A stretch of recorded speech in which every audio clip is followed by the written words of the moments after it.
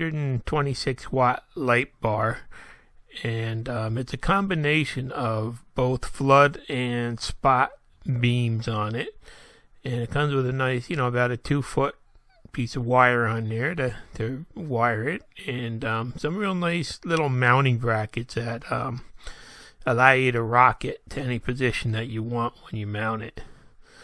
It's it's pretty well made, and it's 8233 lumens, I guess, which really is kind of bright. You'll see in a little while, but so far I think it's working out pretty good for me. It was one of those Amazon Prime things where you get it in 2 days, so you don't have to wait. There you can see, they kind of molded in different patterns for the spot and the flood patterns on it, and they mixed them together in there, so you get a little bit of both.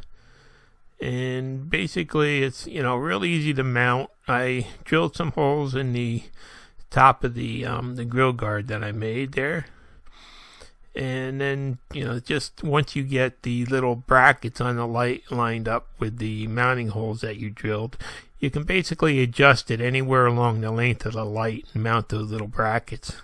So once you get them adjusted to where you want, you just they give you the mounting hardware that you need. They give you 2 nuts and bolts to mount it down, and then once you get it mounted down, there are 4 little M10 head screws that allow you to adjust it, and I just adjusted it so that it was perfectly level up and down, so to start with.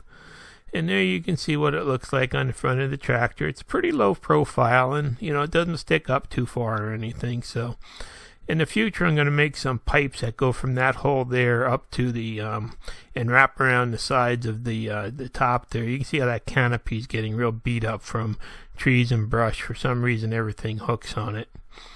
So now the next thing to do is I have to run the power wires in there.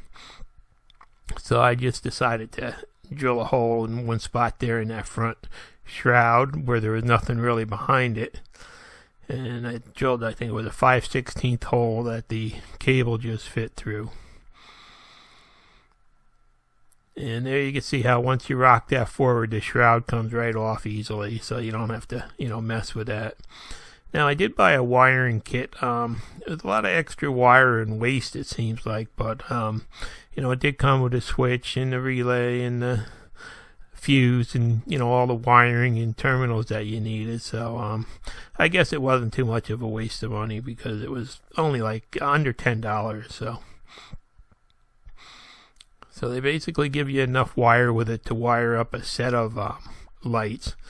And there's where the fuse box is located. I decided I'd try to mount the stuff by the fuse box.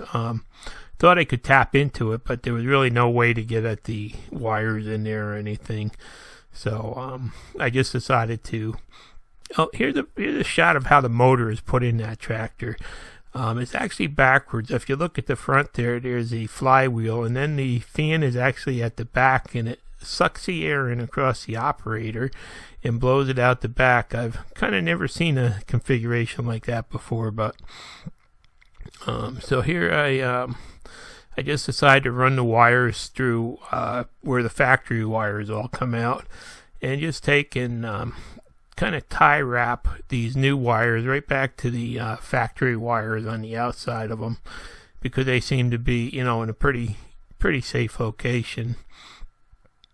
So I just ran them around the existing harness and put a cable tie every couple of inches to hold them in place.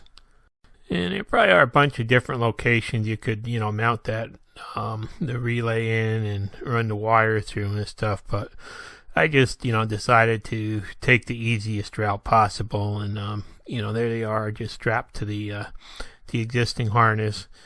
And then I just decided to throw that cowling back on, and you can see how you really have to have that front grill guard tipped out of the way to do it, and that just slides back on.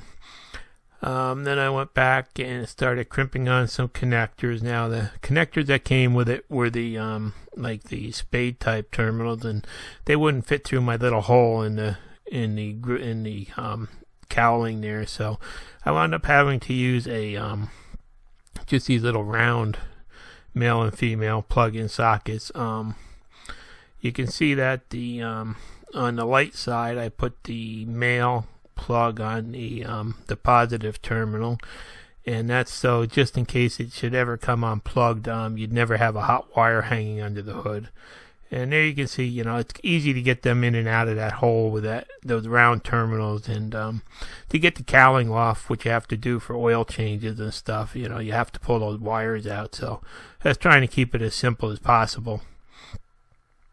So, I got that wire in place and the light mounted now. And, it's just a matter of going back and crimping on the mating parts on the wire coming from the relay. That's where it's strapped up against the existing wiring harness. So really, this was a pretty easy job to get these here, and I wound up cutting off a lot of extra wire because this kit was supposedly long enough to wire 2 lights in to a car bumper. So there was plenty of wire here.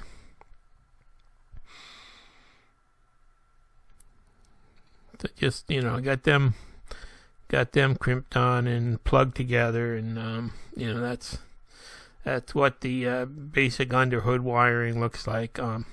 Now for that grill guard, I actually added two extra bolts that I could put in there for safety's sake if I put a plow on there. So I just throw them on after I flip it up just to hold it in place. Now for the hot wire to the fuse holder, here you see I just slid the battery out of position, and I decided to run that one right back to the battery. There was no way to really. There's an extra fuse in the fuse holder for a work light that's wired in the back, but there was really no easy way to get to it. So, I just ran that wire directly to the battery, and then I took a piece of. I had some of that orange tubing that would fit over the factory power wire, and I just ran that the hot wire to the fuse, in there so it would be safe and wouldn't be able to rub against anything. There you can see I shoved the relay back in there next to the existing fuse panel, and there's a new fuse too, just sitting in there. So the only thing left to do really was to mount the switch that came with the kit. Now this needed a 1-inch hole, so I had to use one of these depth drills, and about the only spot in the dash I could find that had enough clearance behind it was over on the side there by the hydraulic lever. So I wound up drilling that out to get my 1-inch hole, and then just had to snake the 3 wires to the switch up there. Now these wires, the red one I actually hooked to a circuit that only comes on when the key is on, so that the lights won't come on if you turn the key off. And then the other one is just the power back to the relay coil. And then the third one is just a neutral for the LED that's built into the switch. So I just, ran the wires up there, put some tie wraps on them to keep them out of the way of things, and just left enough sticking out there to be able to crimp on the terminals that are required for the switch. Now that's just some of the 1/4-inch fast-on terminals. That was just a matter of crimping them on. And I think the wires that they came in the kit for the this relay coil were only about 18 gauge, and the wires for the lights themselves were only 16 gauge. So it's not a real heavy duty set, but it will easily handle the 10 amps that the light will draw. So I got those wires crimped on, and then they plugged right into the back of the switch. Everything was pretty much numbered nicely, and then I just did a little test here to make sure that it only worked when the key was on and the LED in it lit up. So it looked like it's going to work, and then it just had these little locks where you just slide it in, pop it in, and it had a little waterproof shield on it. So hopefully that will keep it from getting damaged. But so there you can see, you turn the key off, the lights go off. So And here's, basically the first test, make sure that the lights work, and, that's what it looks like. So